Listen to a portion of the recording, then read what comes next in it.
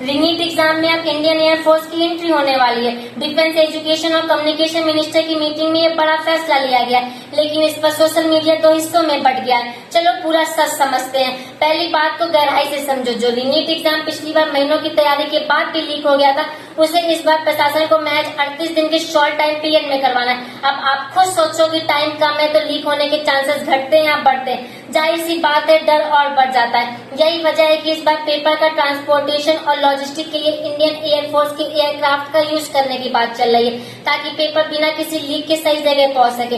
लेकिन यहाँ लोग एक बड़ा सवाल उठा रहे हैं कि क्या मिलिट्री का काम सिर्फ सरहदों पर सिक्योरिटी देना है? मेरे हिसाब से नहीं। ये देश के लाखों यूथ का फ्यूचर और एक तरह से नेशनल सिक्योरिटी का मुद्दा है, जहां अगर गद्दारी हुई है देश में तो आक्रोश और बढ़ सकता है। अगर हम के राधाकृष्णन कमेटी की रिपोर्ट को भी देखें तो उन्होंने साफ साफ कहा है लोकल ट्रांसपोर्ट और ह्यूमन हैंडलिंग सबसे वीक पॉइंट है। उन्होंने खुद पैरामिलिट्री फोर्सेस, लोकल पुलिस और आईबी हेड्स को ट्रांजिट सिक्योरिटी में शामिल करने की सिफारिश की थी।